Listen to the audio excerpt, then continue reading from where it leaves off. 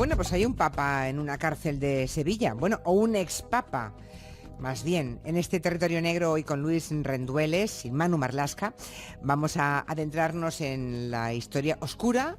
Ya va para 50 años que tiene esta iglesia, a ver si lo digo bien, Iglesia Cristiana Palmariana de los Carmelitas de la Santa Faz, ¿no, Luis? Buenas tardes. Hola, sí, así es. Así es. Bueno, vamos a ver cómo nació, cómo creció, casi cómo se reprodujo esa iglesia y cómo se dividió, ¿no? Y hasta de cómo un papa dimitió en su momento y volvió después, años después, encapuchado, nada menos que para robar. De todo eso vamos a hacer un resumen hoy. La historia del Palmar de Troya, creo que empezó hace, como decíamos, 50 años. Estamos en la primavera del 68, una finca que se llama La Alcaparrosa, de un pueblecito pequeño llamado El Palmar de Troya. Está cerca de Utrera, en la provincia de Sevilla, ¿no? Sí, así fue. 4 niñas, 4 crías de 12, 13 años. Es curioso que en la mayoría de los milagros, las primeras que ven algo suelen ser niñas, que es una imagen que se asocia a la inocencia. Sí. 4 niñas, 4 crías están recogiendo flores allí en el campo, en esa finca que has comentado, en la Alcaparrosa. Flores para la Virgen María, y dicen que ven algo. Primero dijeron que habían visto unos ojos grandes sobre una piedra, luego dijeron que habían visto un rostro, después que era una mujer con un manto blanco. Finalmente la historia se fue derivando hacia que era la Virgen María y se desató la fiebre. Y nadie lo contaba como Jiménez del Oso en un programa de televisión española de hace casi 40 años que se llamaba Más Allá. Allí, según cuentan los testigos, comenzó a suceder de todo. El sol bailaba una extraña danza, aparecían cruces en el cielo. Las nubes tomaban fantásticas formas en las que algunos veían el rostro de los santos o de místicos. Como en esta fotografía en la que en su ángulo inferior derecho parece perfilarse el rostro del Padre Pío. Quiero quedar lo más profundo de tu corazón. Bueno, era Jiménez del Oso. Eso ocurre contándolo en la tele. Ocurre en el año 1968, hace 50 años. Pero es que la leyenda creo que venía de atrás, ¿no? Incluso antes de la Guerra Civil decían que por aquellos campos del pueblo se aparecía la Virgen. A la zona ya en aquel momento iban enfermos, llegan fieles, curiosos y por supuesto videntes, ¿no? Sí, como decía Jiménez del Oso, se desata una especie de fiebre y a partir del año 68 hay muchos videntes allí. Hay mucha gente que dice que habla con la Virgen, que dice que está trasladando sus mensajes. No es fácil hacerse un hueco, hay mucha competencia, digamos, y eso lo entiende rápido un tipo bastante avispado, un tipo joven entonces, que acude ahí a la zona, a la finca, y que se ganaba la vida entonces como agente de seguros, luego como empleado de Sevillana de Electricidad. Se llama Clemente Domínguez, acude a la finca de la Alcaparrosa con su amigo Manuel Alonso, y muy pronto Clemente entra ya en éxtasis, en el año 69. Claro, ya le voy a venir rápido. Pero insisto, la competencia era feroz, y por decirlo así mal y pronto, solo con tener éxtasis no destacabas en el Palmar de Troya. Claro, y entonces hay que ver qué se le ocurre a este ex empleado de seguros y de Sevillana de Electricidad, ¿no? ¿Cómo consigue convertirse nada menos que en líder de todo ese grupo de gente del Palmar de Troya? Sí, empieza a sufrir llagas, estigmas, sangra por todo el cuerpo, aunque también hay otras personas que sufren esas heridas. Hay al menos 3 mujeres videntes que van mostrando imágenes de sus manos con llagas o sangrando, pero Clemente va superando todo eso. Una madrugada del año 1970 empieza a sangrar por el abdomen, se hace fotos, sangra por el pecho, sangra varias veces cada año, en el año 1971, en el 72 y en el 73 acaba de coronarse. Aparece con unas heridas tremendas. Según sus fieles, según los testigos, perdió una noche 16 litros de sangre. Las heridas son iguales, van contando sus fieles, que las que sufrió Cristo durante la pasión. Tiene hasta una huella, dicen ellos, similar a la lanzada del soldado romano que le dio a Cristo. Y Clemente pasa a ser el jefe, el líder carismático de todo ese grupo, de ese mundo de la finca.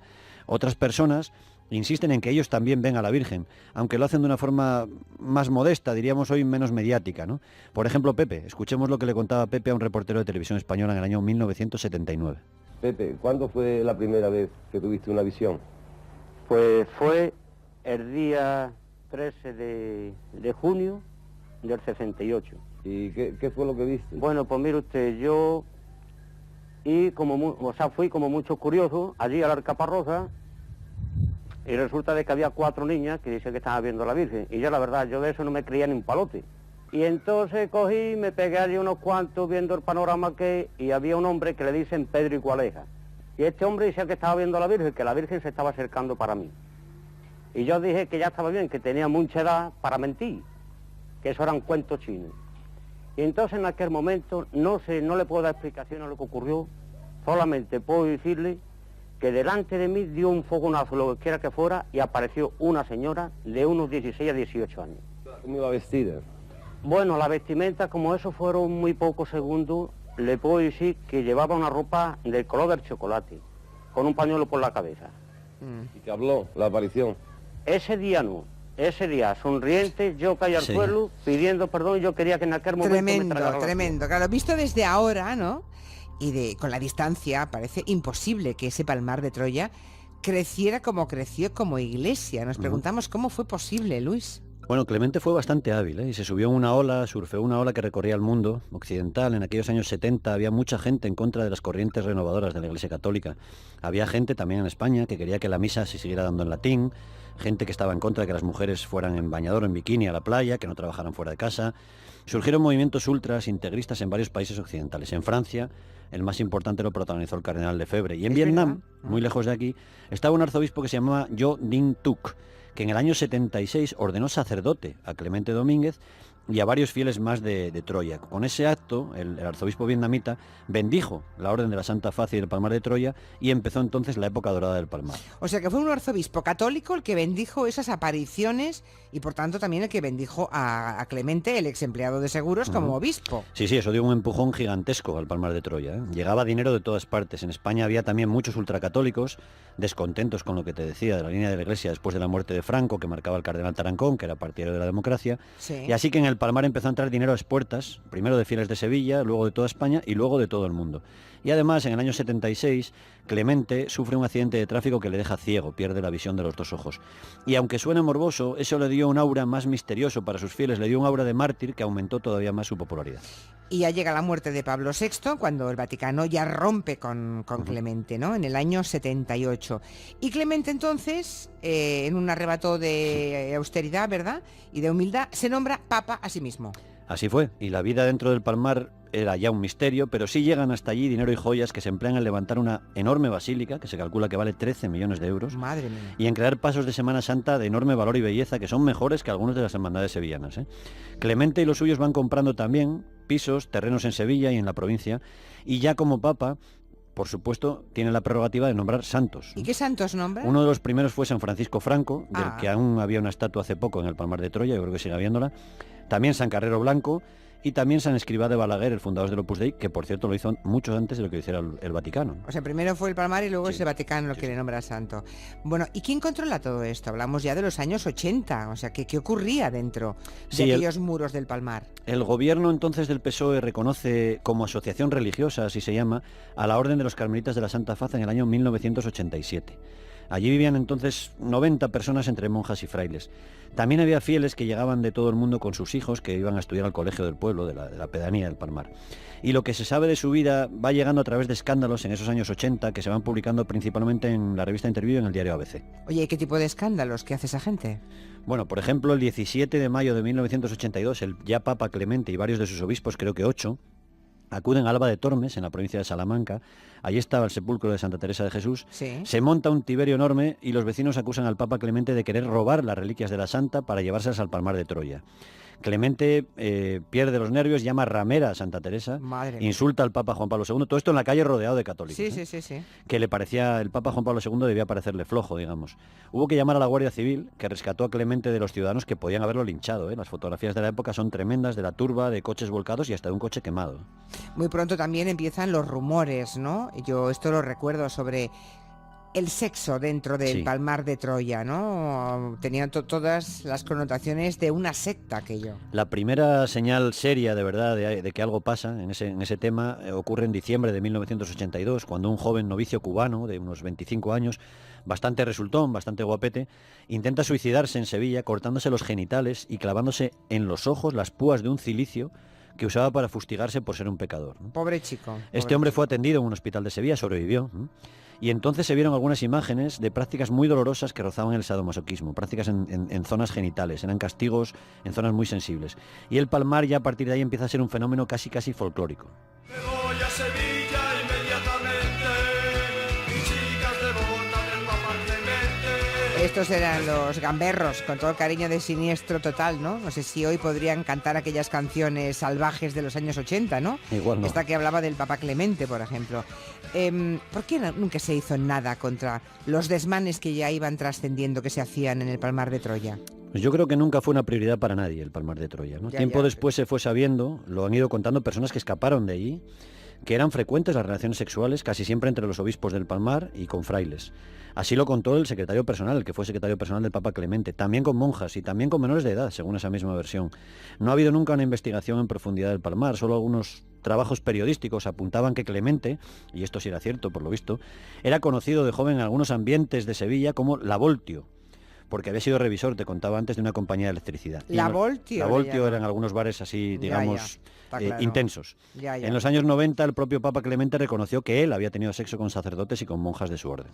Y luego otro asunto gravísimo es que nadie controló nunca el dinero que entraba en el Palmar de Troya. No, y ahí estaría la clave de casi todo, ¿eh? Sería un buen momento quizás para empezar. La iglesia del Palmar de Troya no paga apenas impuestos, se levantó en un terreno rústico, es un terreno no urbanizable.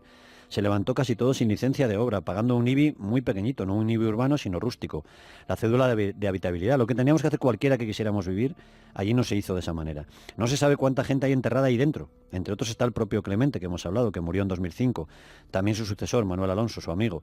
Hasta el Palmar de Troya llegaban cantidades ingentes de dinero que mandaba gente de todo el mundo. Muchos sacerdotes que luego salían contaban que llevaban los fajos de billetes en un coche cruzando la frontera con Francia, debajo de la sotana, como una película de Berlanga. Madre mía. Se calcula que en el Palmar se mueven unos 2 millones de euros al año, pero nadie ha puesto orden ahí, y son más bien los escándalos que van protagonizando de tiempo en tiempo los que ponen el foco sobre el lugar, ¿no? Y llegamos a 2011, nada, esto está aquí, aquí Sí. al lado, 2011, después de la muerte de Manuel Alonso, o Pedro II era, ¿no? Sí. Se hacía llamar Pedro II, que fue el amigo y el sucesor de Clemente. Se nombra papa al padre Sergio María, que en realidad su nombre era Ginés Jesús Hernández.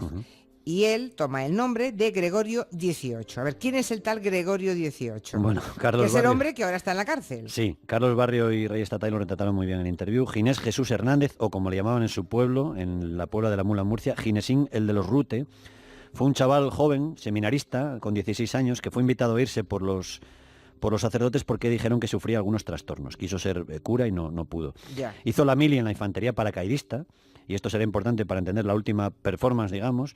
Tuvo una novia en Valencia y la dejó para ingresar en el Palmar, donde se cambió el nombre por el de Padre Sergio María. Se llevó al Palmar a sus padres, a los que separó del resto de la familia hasta la muerte. Sus padres siguen enterrados en el Palmar. Allí, bueno, y el papado, porque llegó a papa, se autoproclamó, el papado de este hombre, de Gregorio XVIII, empieza bien.